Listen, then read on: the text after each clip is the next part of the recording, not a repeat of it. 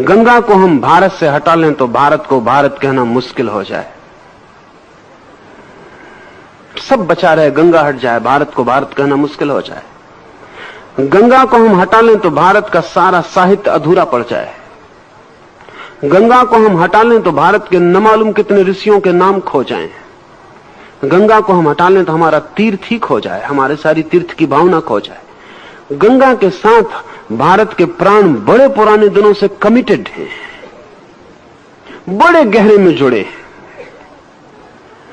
गंगा जैसे हमारी आत्मा का प्रतीक हो गई है।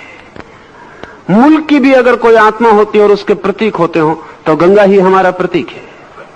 पर क्या कारण होगा गंगा के इस गहरी प्रतीक बन जाने का कि हजारों हजारों वर्ष पहले कृष्ण भी कहते हैं कि नदियों में मैं गंगा हूं। गंगा कोई नदियों में विशेष उस अर्थ में नहीं है। गंगा से बड़ी नदियां हैं, गंगा से लंबी नदियां हैं, गंगा से बड़ी विशाल नदियां पृथ्वी पर हैं। गंगा कोई लंबाई में, विशालता में, चौड़ाई में किसी दृष्टि से कोई बहुत बड़ी गंगा नहीं है, कोई बहुत बड़ी नदी नहीं है। ब्रह्मपुत्र है और अमेज़न है और वांगो है और सैकड़ों नदियां हैं जिनके सामने गंगा फीकी पड़ जाए। पर गंगा के पास कुछ और है जो पृथ्वी पर किसी भी नदी के पास नहीं है, और उस कुछ और के कारण भारतीय मन ने गंगा के साथ एक तालमेल बना लिया। एक तो बहुत मजे की बात है कि पूरी पृथ्वी पर गंगा सबसे ज्यादा जीवंत नदी है, अलाइव। सारी नदियों का पानी आप बोतल में भर के रख दें, सभी नदियों का पानी सड़ जाएगा, गंगा भर का नहीं सड़ेगा।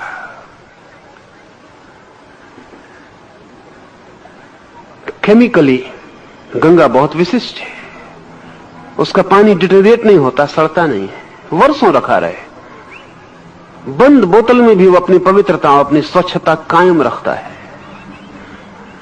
ऐसा किसी नदी का पानी पूरी पृथ्वी पर नहीं है। सभी नदियों के पानी इस अर्थों में कमजोर है। गंगा का पानी इस अर्थों में विशेष मालूम पड़ता है, उसका विशेष केमिकल गुण मालूम पड़ता है। गंगा में इतनी लाशें हम फेंकते हैं, गंगा में हमने हजारों हजारों वर्षों से लाशें बहाई हैं।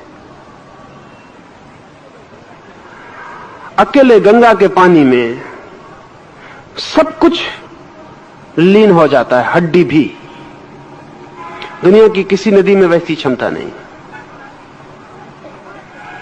हड्डी भी पिघल के लीन हो जाती है और बह जाती है, और गंगा को अपवित्र नहीं कर पाती। गंगा सभी को आत्मसात कर लेती है, हड्डी को भी।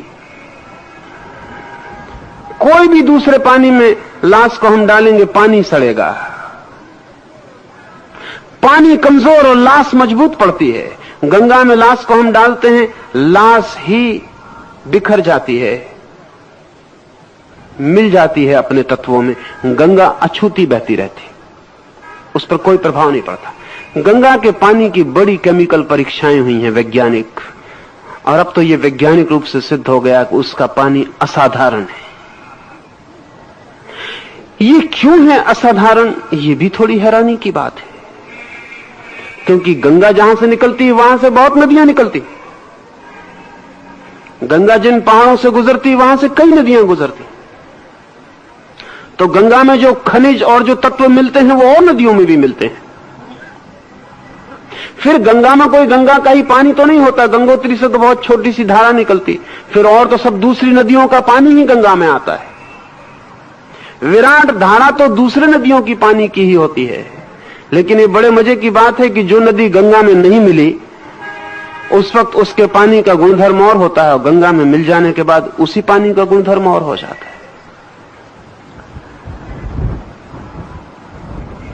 क्या होगा कारण?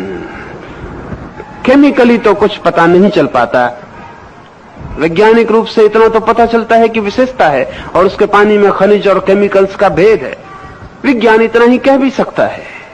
लेकिन एक और भेद है, वो भेद विज्ञान के ख्याल में आज नहीं तो कल आना शुरू हो जाएगा, और वो भेद है गंगा के पास लाखों लाखों लोगों का जीवन की परम अवस्था को पाना, ये मैं आपसे कहना चाहूंगा कि पानी, जब भी कोई व्यक्ति, अपवित्र व्यक्ति पानी के पास बैठता, अंदर जाने की बात अलग, पानी के पास भी बैठता है तो पानी प्रभावित होता है और पानी उस व्यक्ति की तरंगों से आच्छादित हो जाता है और पानी उस व्यक्ति के तरंगों को अपने में ले लेता है। पानी बहुत शीघ्रता से चार्ज्ड हो जाता है। पानी बहुत शीघ्रता से व्यक्तित्व से अनुप्राणित हो जाता है। पानी पर छाप बन जाती है। लाखों लाखों वर्ष से भारत के मनीषी गंगा के किनारे बैठकर प्रभु को पाने की चेष्टा करते रहे हैं और जब भी कोई एक व्यक्ति ने गंगा के किनारे प्रभु को पाया है तो गंगा उस उपलब्धि से वंचित नहीं रही। गंगा भी आच्छादित हो गई है। गंगा का किनारा, गंगा की रेत के कण-कण, गंगा का पानी, सब इन लाखों वर्षों में एक विशेष रूप से स्पिरिचुअली चार्ज्ड, आध्यात्मिक रूप से तरंगायित हो गया है। इसलिए हमने गंगा के किनारे तीर्थ बनाए, इसलिए लोग गंगा की यात्रा करते रहे। इसलिए लोग सोचते थे कि गंगा में जाके पाप धुल जाएंगे। वो पाप गंगा की वजह से नहीं धुल सकते, लेकिन गंगा के पास जो मिल्यू है, गंगा के पास जो वातावरण है, वो जो लाखों लाखों वर्षों की छाया है, उस छाया में जरूर आप अगर अपने हृदय के द्वार खोलें तो आप दूसरे आदमी होकर वापस लौट सकते हैं।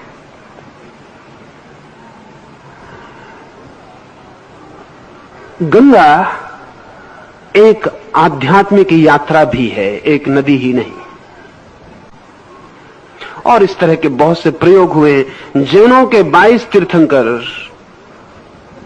पार्श्वनाथ हिल्स पर निर्वाण को उपलब्ध हुए। एक ही पर्वत पर 22 तीर्थंकर निर्वाण को उपलब्ध हुए, 24 तीर्थंकर में से। यह आकस्मिक नहीं मालूम होता है, क्योंकि 22 तीर्थंकर 24 में हजारों साल का फासला है। इन हजारों साल में ये 22 व्यक्ति अपने मरने के क्षण में एक छोटी सी पहाड़ी पर पहुंच गए। ये पूर्व नियोजित है, आयोजित है। उस पूरे पहाड़ को चार्ज करने की चेष्टा जैन तीर्थंकरों ने की। वो पूरा पहाड़, जब एक तीर्थंकर अपने शरीर को छोड़ता है तो ये घटना उस घटना से बड़ी है जब एक अणु का विस्फोट होता है, लेकिन वो हमें पता चल गई है। अभी दूसरी घटना हमें पता नहीं चली। वैज्ञानिक अब कहते हैं कि एक अणु के विस्फोट से इतनी ऊर्जा पैदा होती है कि सारी पृथ्वी आग से भर जाए। हिरोशिमा में जो अणु का विस्फोट हुआ उसमें 1,20,000 आदमी 5 सेकंड में राख हो गए। अणु आंख से दिखाई नहीं पड़ता, इतनी छोटी चीज है। और अणु के विस्फोट का मतलब क्या है? अणु के विस्फोट का मतलब है कि अणु 3 इलेक्ट्रॉन, पॉजिट्रॉन, न्यूट्रॉन से मिलकर बनता है।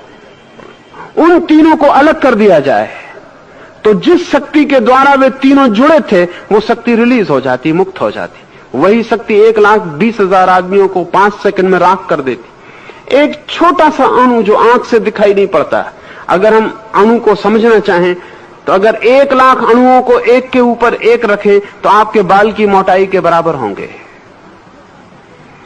एक इतना छोटा सा अणु 1,20,000 आदमियों को राख कर देता है विस्फोट से।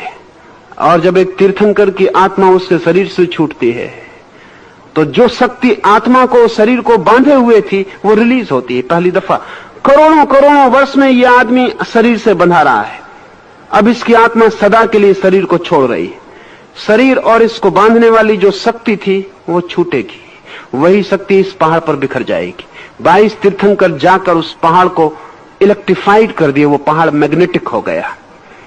फिर इसके बाद लाखों वर्षों तक लोग उस पहाड़ की तीर्थयात्रा करते रहे इस आशा में कि वो मैग्नेटिज्म, वो चुंबक उनके प्राणों को भी छू ले और स्पर्श कर ले। जैसा जैनों ने प्रयोग किया है पार्श्वनाथ हिल्स पर, ठीक वैसा ही प्रयोग हिंदुओं ने गंगा के किनारे किया है। सच में जिसका हृदय रूपांतरित हुआ हो और परमात्मा के लिए समर्पित हो गया हो, वो सारा वातावरण उससे प्रभावित हो जाता है। कण कण उनके प्रभाव को पी लेता है, आत्मसात कर लेता है। कृष्ण कहते हैं मैं नदियों में गंगा हूं। गंगा साधारण नदी नहीं है, एक आध्यात्मिक यात्रा है और एक आध्यात्मिक प्रयोग। लाखों वर्षों तक लाखों लोगों का उसके निकट मुक्ति को पाना, परमात्मा के दर्शन को उपलब्ध होना, आत्म साक्षात्कार को पाना, लाखों लोगों का उसके किनारे आकर अंतिम घटना को उपलब्ध होना, वे सारे लोग अपनी जीवन ऊर्जा को गंगा के पानी पर उसके किनारों पर छोड़ गए। इसलिए कृष्ण कहते हैं कि मैं नदियों में गंगा हूं।